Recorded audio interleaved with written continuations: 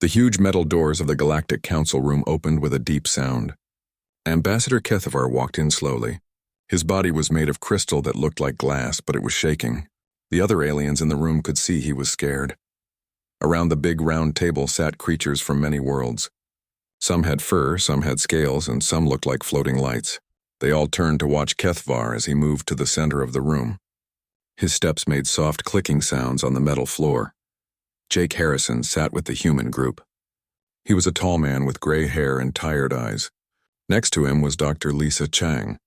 She had her computer tablet in her hands and was reading numbers on the screen. Both humans looked worried as they watched the crystal alien. Kethavar raised one of his clear arms. A blue light came from his hand and created pictures in the air above the table.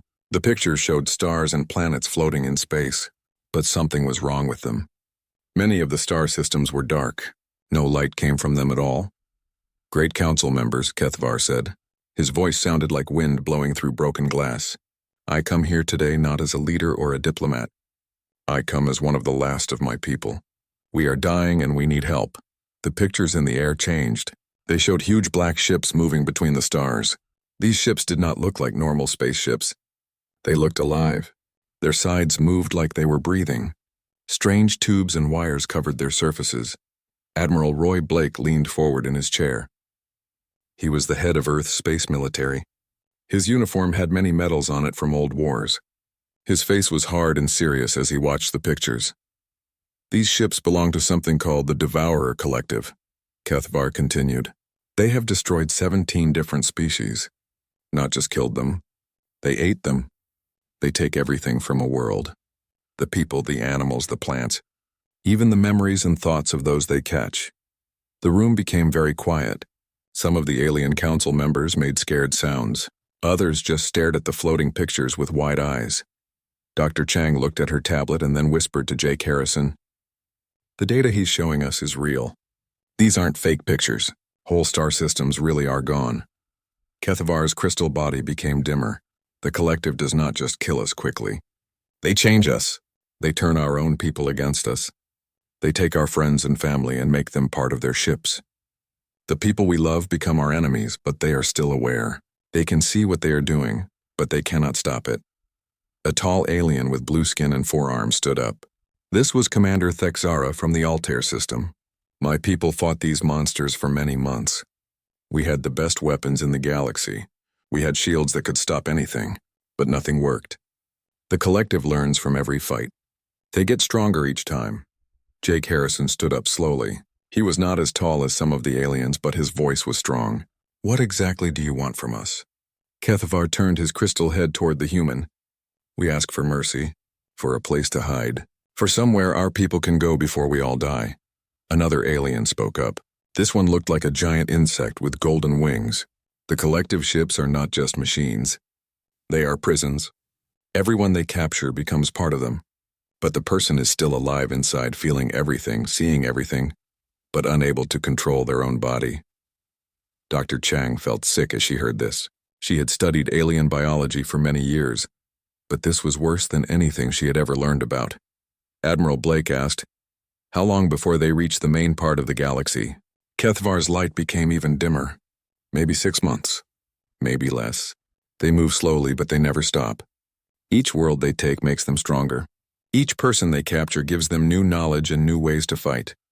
The crystal alien looked around the room at all the different species. "We know Earth is young.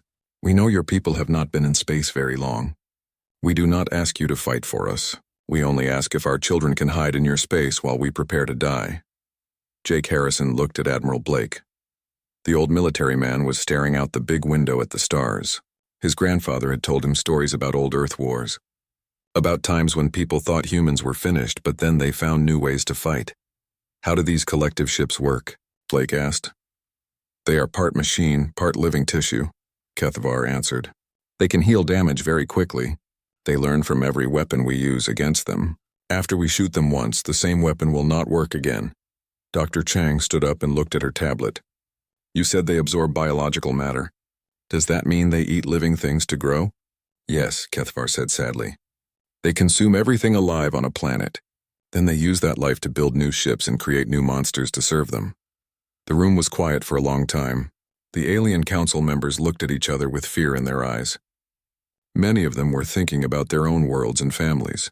Finally, Admiral Blake spoke. Ambassador Kethavar, we will consider your request for sanctuary. But I have another question. In all your fights with the collective, did you ever hurt them? Even a little bit? Kethavar's crystal body flashed brighter for a moment. Once, early in the war, we managed to damage one of their smaller ships. But it healed itself in minutes and came back stronger than before. Blake nodded slowly. What happened to the ship you damaged? It seemed surprised, like it had never felt pain before. But then it got angry and destroyed 3 of our cities. Jake Harrison and Dr. Chang looked at each other. They could see something in Admiral Blake's eyes. He was thinking about something that made him look dangerous. As the meeting ended, the aliens began to leave the room. Many of them were making plans to move their people to safer places. Some were talking about surrender. Jake Harrison walked beside Admiral Blake through the long hallways of the space station. Sir, we cannot fight something like this. Our ships are small. Our weapons are simple compared to what these other species have. Blake stopped walking and looked out a window at the stars. Jake, do you remember what humans did when the big animals tried to eat us back on Earth? Sir, we did not try to become bigger or stronger. We became smarter. We used tools. We worked together. We found ways to make the big scary things afraid of us instead. Dr. Chang caught up with them. Admiral, the data shows that every species the collective fought used the same kinds of weapons and the same kinds of tactics. Energy beams, missiles, shields, all very advanced but all very similar. Blake smiled, but it was not a happy smile. That's exactly what I was thinking. Jake Harrison felt confused. What do you mean? I mean, Blake said as he started walking again, that maybe the problem is not that the collective is too strong. Maybe the problem is that everyone is fighting them the wrong way. As they walked toward their ship, Blake thought about Earth's history. Humans had always been good at one thing above all others. When something bigger and stronger tried to kill them, they found new and unexpected ways to kill it first. The collective had never fought humans before. They had never met a species that had spent millions of years learning to survive by being more dangerous than everything else on their planet. Set course for Earth, Blake told his crew as they reached their ship. We need to have a long talk with some very smart people about very old ways of fighting. Behind them, Ambassador Kethavar watched the human ship leave. He wondered if he had just made a terrible mistake by asking the young species for help, or if he had just given the galaxy its first real hope in a very long time. 3 months passed after the meeting at the Galactic Council. The news from space got worse every day. The Devourer Collective was moving faster than anyone expected. Whole star systems went dark in just hours instead of days. Admiral Blake stood in a room deep under the ground in Geneva, Earth. The room had no windows, but the walls were covered with screens showing the approaching enemy. Men and women in military uniforms worked at computers, trying to understand how to fight something that had never been defeated. Lieutenant Kevin Adams was a young officer who had just finished his training. He looked at his computer and then turned to Admiral Blake. Sir, the enemy ships are getting bigger. The scouts report that some of them are now the size of small moons. Blake walked over to look at the data. How is that possible? Every time they consume a planet, they use the materials to grow their ships larger. They're not just eating the people, sir. They're eating the planets themselves. Dr. Lisa Chang came into the room carrying a thick folder of papers. Her face was pale and she looked like she had not slept in days. Admiral, I finished studying the enemy. You need to hear this, but you won't like it. Tell me, Blake said. Dr. Chang opened her folder and pulled out pictures of the collective ships. These aren't just ships with living parts. The entire ship is alive. Every single vessel is made from the combined bodies and minds of the species they've absorbed. Lieutenant Adams made a sick sound. You mean the ships are made of people? Worse than that, Dr. Chang continued. The people are still aware, still conscious. Imagine being trapped inside a monster that uses your body to kill your own family, and you can see everything but cannot stop it. Blake's face became hard. How do we kill something like that? Before Dr. Chang could answer, the door opened. General Marcus Cole walked in with a woman wearing regular clothes instead of a uniform. She looked like a scientist, but there was something dangerous in her eyes. Admiral, this is Dr. Helen Ross. She used to work on biological weapons before we banned them. Dr. Ross stepped forward. She was a small woman with gray hair, but when she spoke, everyone listened. I heard about the collective problem. I've been working on something in my old lab. What kind of something? Blake asked. Admiral, every other species in the galaxy is trying to fight the collective with energy weapons and explosives. They're using the same types of technology that civilized species have used for thousands of years. Lieutenant Adams frowned. What's wrong with that? Dr. Ross smiled, but it was not a nice smile. Because humans aren't civilized. Not really. We just pretend to be. Blake stared at her. Explain. Every other species in the galaxy evolved on worlds that were relatively safe. They had few diseases, few parasites, few things trying to eat them. But Earth? Dr. Ross shook her head. Earth tried to kill everything that lived on it. For millions of years, Dr. Chang looked interested now. Go on. Humans are walking biological warfare factories. We carry thousands of viruses, bacteria, and parasites that don't hurt us at all, but they would kill most alien species in ours. We've been exposed to every horrible disease that ever existed on our planet, and we survived by becoming immune to all of them. General Cole nodded. Dr. Ross thinks we can use our own biology as a weapon. But that's not the best part, Dr. Ross continued. She pulled out a tablet and showed them pictures of human cells. We don't just carry diseases. We carry the memory of every disease we ever fought. Our immune system is basically a library of how to kill anything that tries to invade our bodies. Blake was beginning to understand. You want to give the collective a disease. Not give them a disease, Dr. Ross corrected. I want to give them all the diseases. Every virus, every bacteria, every parasite that humans have ever survived. All at once. Suddenly, alarms started ringing throughout the building. Captain Sam Torres ran into the room carrying a communication device. Admiral, we're getting emergency signals from the outer colonies. The collective has reached the Kethvar system. They're attacking right now. On the main screen, they could see the beautiful crystal cities of the Zephyrian homeworld. But as they watched, dark shapes began descending from space. The collective bioships looked like huge squids made of metal and flesh. They wrapped around the crystal towers and began consuming them. Can we contact Ambassador Kethvar? Blake asked. I'm trying, sir, Torres replied. He worked on his equipment for several minutes. Finally, a weak signal came through. Ambassador Kethvar's voice was filled with pain.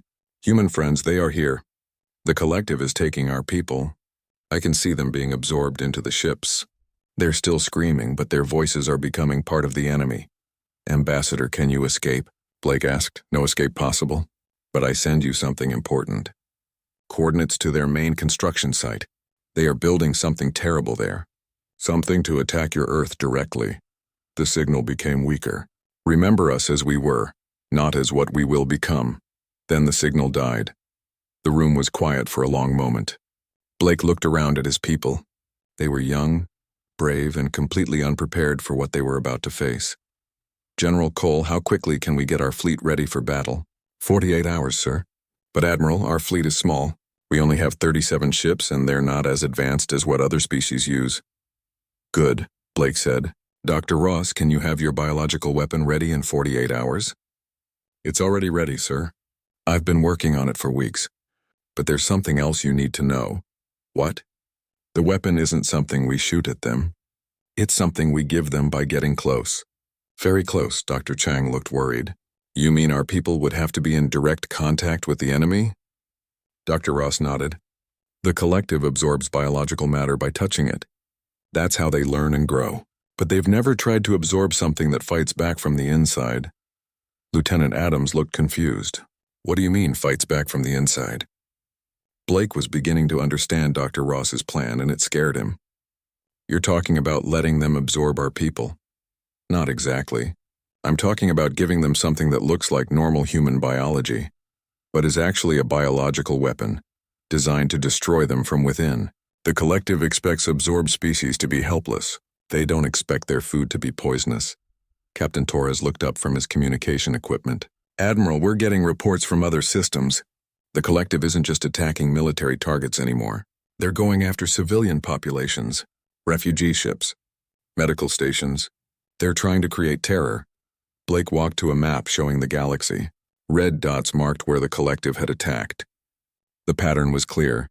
They were moving toward the center of the galaxy, toward Earth. Dr. Ross, your plan is dangerous. If it doesn't work, we'll lose people for nothing.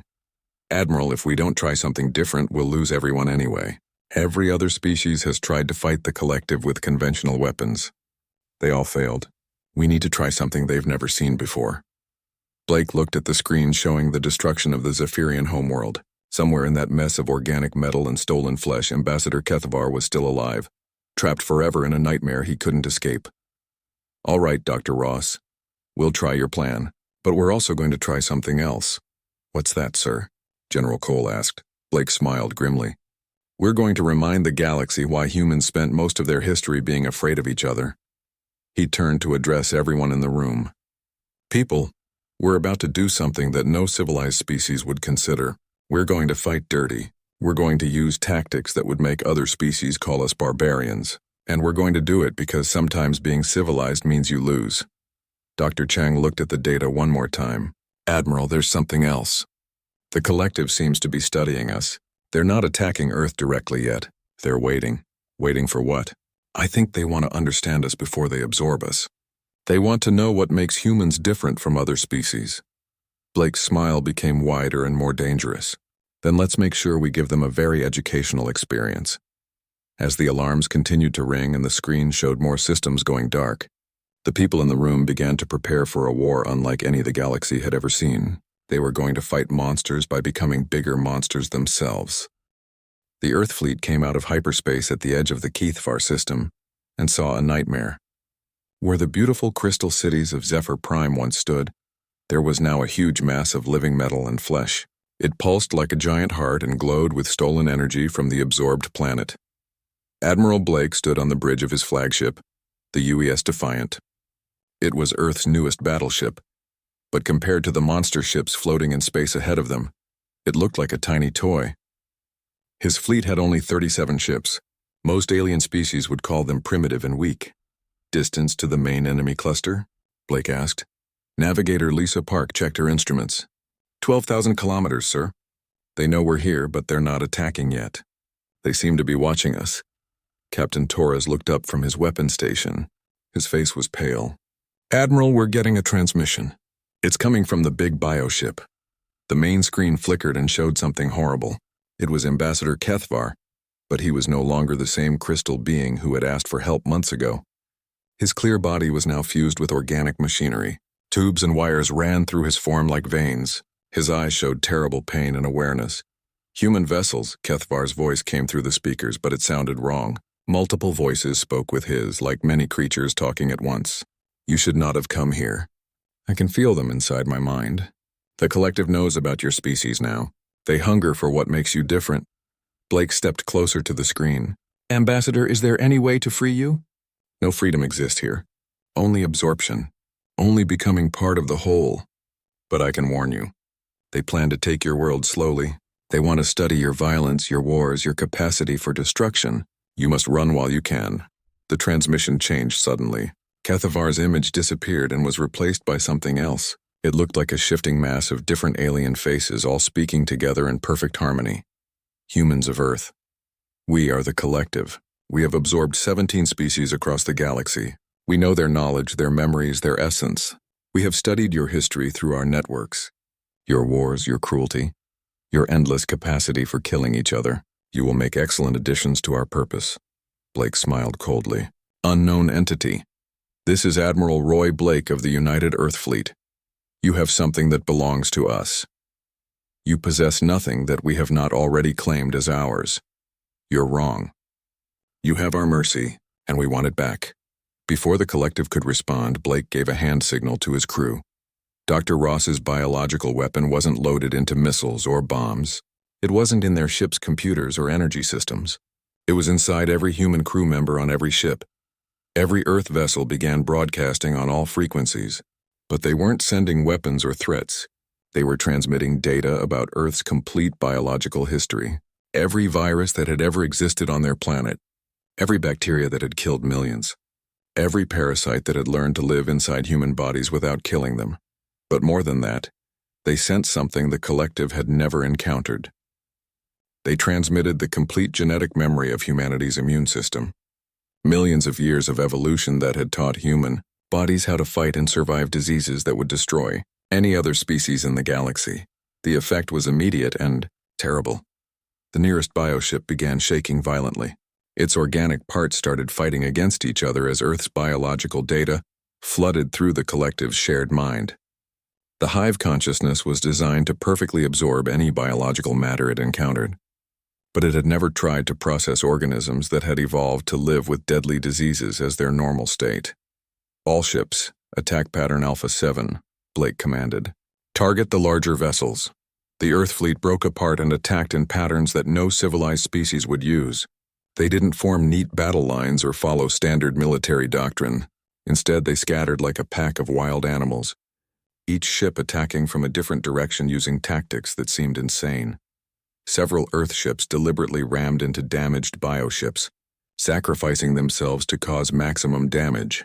They used their own wreckage as weapons, creating debris fields that tore through the enemy's organic hulls.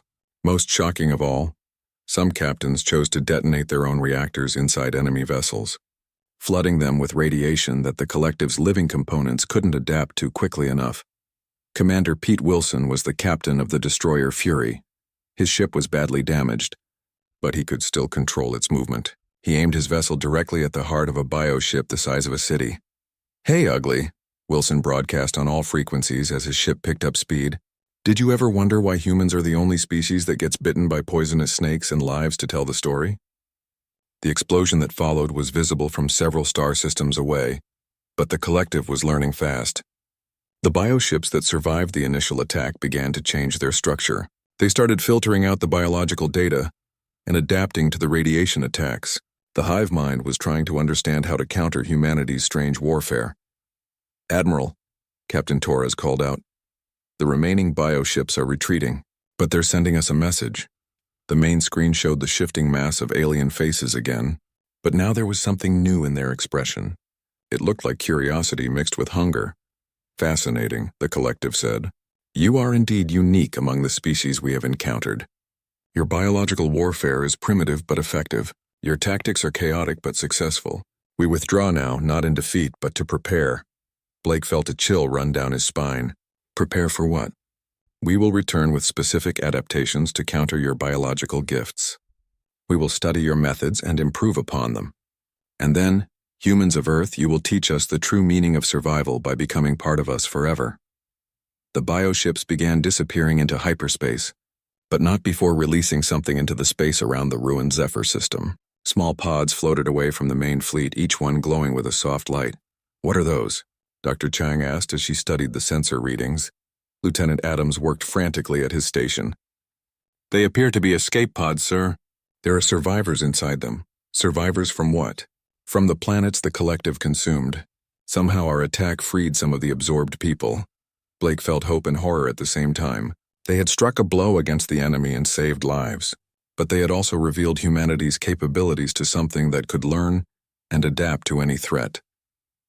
Over the next few hours, the Earth fleet rescued nearly 10,000 survivors from a dozen different species. All of them told the same story. When the human biological data hit the collective's hive mind, it created chaos in their shared consciousness.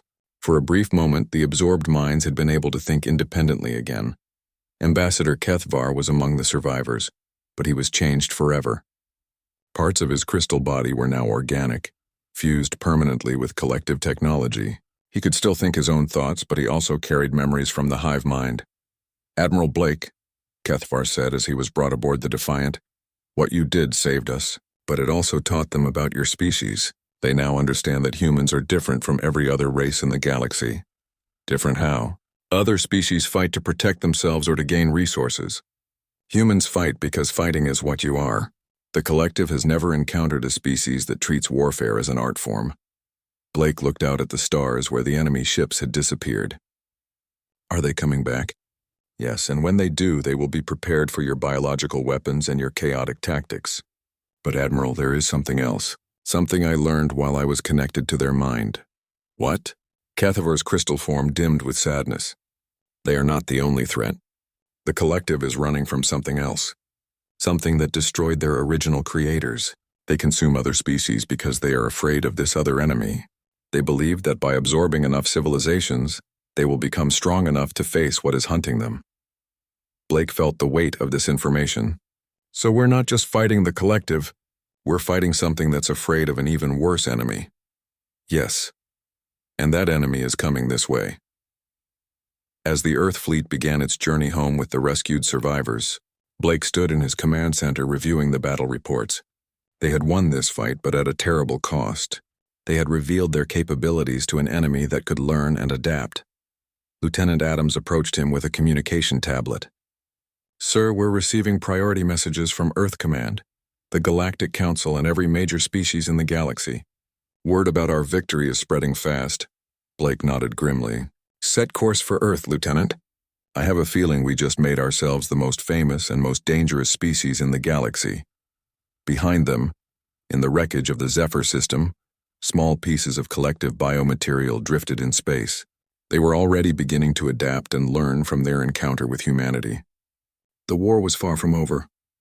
6 weeks after the battle at Kethvar, Earth had become the center of attention throughout the galaxy. Ships from dozens of different species arrived every day, all wanting to know the same thing. How had a young, primitive species succeeded where ancient civilizations had failed? Some aliens demanded that Earth share its weapons technology. Others whispered in dark corners that humans were too dangerous to be trusted. A few species even suggested that humanity should be isolated before they became a threat to everyone else. Deep beneath the surface of Earth, in the secret military research facility, Dr. Helen Ross worked with alien scientists who had volunteered to help find new ways to fight the collective. The most surprising volunteer was Dr. Vexahai, a Zephyrian who had escaped when his homeworld was destroyed. The biological weapon approach worked because the collective had never met a species that evolved alongside its own diseases. Dr. Ross explained to the group of scientists gathered around her laboratory table. "But they will adapt quickly. We need something completely different for the next encounter." Dr. Vexahai's crystal body pulsed with different colors as he thought. "There is something about humans that confuses me. I have studied the psychological profiles of every species in the galaxy. You are the only ones who seem to become stronger when facing impossible situations." Admiral Blake walked into the laboratory with General Cole and Captain Torres behind him. He looked tired and worried. Dark circles under his eyes showed he had not been sleeping well. "Doctor, we need an update immediately," Blake said. "Our long-range sensors have detected massive collective activity near the galactic rim. They are building something enormous." "What kind of something?"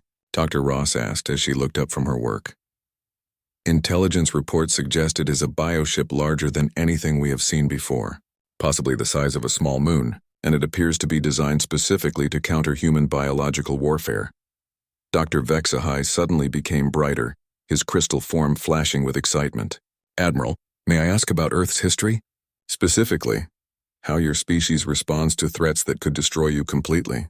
Blake frowned and looked confused. "I'm not sure what you mean.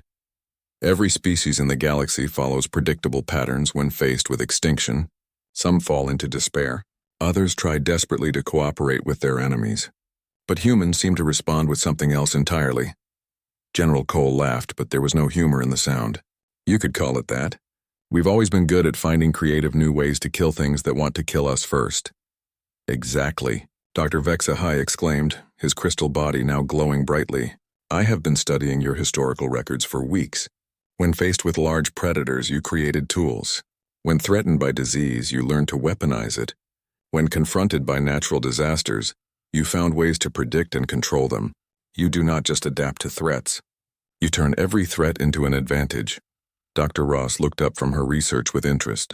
"What are you suggesting?" "The collective assumes you will continue using biological warfare, because that is how logical species think. Find what works and improve it. But humans do not think logically when they are cornered, do they?" Blake began to smile for the first time in weeks. "No, we don't." Captain Torres activated a holographic display that showed images from Earth's cultural database. Pictures of monsters from human mythology filled the air above them. Vampires, werewolves, demons, and countless other creatures that had haunted human nightmares for thousands of years. "Admiral, I've been thinking about something," Torres said. "Every human civilization has stories about monsters. Creatures so terrible that we still tell stories about them to frighten children. What's your point? What if those were not just stories? What if they were warnings, reminders of what humans can become when we are pushed beyond our limits?" Dr. Ross stared at the floating images of mythological creatures. Are you suggesting we try to become the monsters from our own legends? Blake walked to a window that showed the Earth's surface far above them. Cities covered the continents, but beyond them lay vast wilderness areas where humans had learned to survive in conditions that would kill most alien species. General Cole, how many people do we have in the Survival Corps? About 50,000, sir. Former military personnel, extreme environment specialists, deep space colonists, people who specialize in surviving in places where nothing should be able to live. Why do you ask? Because I think it is time for the galaxy to learn why every human child knows to be afraid of the dark. Meanwhile, in the depths of space, the massive collective bioship continued to grow. It absorbed material from asteroids and space debris, becoming larger and more complex with each passing day. Somewhere within its organic structure, the consciousness of Ambassador Keithvar remained partially connected to the hive mind. He could feel the collective's confusion and growing concern. They had expected humanity to develop more advanced biological weapons or build bigger ships. Instead, the humans seemed to be doing something the collective could not understand. They were looking backward instead of forward, studying their own primitive history instead of advancing their technology. But Keithvar had studied human history extensively. He understood something the collective did not. Human primitive tactics had allowed them to conquer every environment on their planet, from the deepest ocean trenches to the frozen polar regions to the vacuum of space itself. The collective thought primitiveness meant weakness. They were about to learn how wrong they were. Back on Earth, Dr. Ross showed her research to the assembled group. I have been analyzing the psychological profiles of the most effective human soldiers throughout history. The pattern is clear. Our best warriors are not the ones with the most advanced training or the best equipment. Then what makes them effective? Blake asked. They are the ones who can think like predators. The ones who understand that sometimes the only way to stop a monster is to become something even more monstrous. Dr. Vexahai's crystal form dimmed slightly. Are you suggesting that humans intentionally make themselves into the creatures from your mythology? General Cole pulled up tactical displays showing Earth's most extreme training environments. We have people who live in conditions that would kill most aliens within hours. Arctic specialists who can survive in temperatures that freeze alien blood solid. Deep ocean researchers who work under pressure that would crush most life forms. Desert survival experts who can go weeks without water and heat that would cook other species. And they are all volunteers? Dr. Vexahai asked with amazement. That is the thing about humans, Blake said quietly. When faced with extinction, we do not just fight harder. We compete with each other to see who can fight the hardest. Captain Torres looked at the mythological images still floating above them. The collective has absorbed 17 different species. They know how civilized races fight. But they have never encountered a species that spent most of its evolution being afraid of itself. Dr. Ross nodded slowly. Every other species in the galaxy evolved to work together against external threats. Humans evolved to survive other humans. We became the most dangerous predators on our own planet. Blake made his decision. Dr. Ross, I want you to work with the Survival Corps.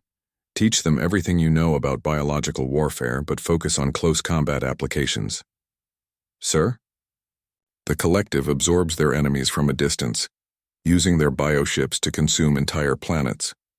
They have never had to deal with something that fights back from inside their own bodies. Dr. Vexahai understood first. You are planning to be absorbed on purpose. Not absorbed, Blake corrected. Infiltrated. The collective thinks they understand predators because they have absorbed other species. But they have never absorbed something that was designed by evolution to hunt other predators. As alarms began sounding throughout the facility, Lieutenant Adams ran into the room carrying a communication device. Admiral, priority message from deep space monitoring stations. The collective supership has changed course. It is heading directly for Earth. Blake looked around the room at the faces of his people. They were scared, but there was something else in their eyes. Something that had been there since humans first learned to make fire and sharpen sticks. How long until it arrives? Based on current speed, approximately 72 hours, sir. Blake smiled grimly. Then we have 72 hours to remind ourselves what we really are underneath all this civilization. The preparations began immediately. But this time, humanity would not be preparing to fight as a modern spacefaring species. They would be preparing to fight as the ancient predators they had always been, hiding just beneath the surface of their civilized appearance. The final battle began not in the vast emptiness of space, but in the dark depths of Earth's oceans. Admiral Blake had positioned his most dangerous weapon there. It was not a ship or a bomb. It was Captain Maria Santos and her team of deep hunter specialists. Santos had spent 15 years working in Earth's deepest ocean trenches, in places where the pressure would crush any alien being into paste and the cold would freeze their blood into solid ice. She led 50 specialists who had volunteered for the most dangerous mission in human history. Remember, Dr. Ross's voice came through their special underwater suits. You are not carrying normal weapons this time. You are carrying something the collective has never faced. You carry the complete experience of every human who ever survived the impossible. Above them, hanging in Earth's outer atmosphere like a diseased moon, was the collective's massive bioship. It was larger than anything they had built before.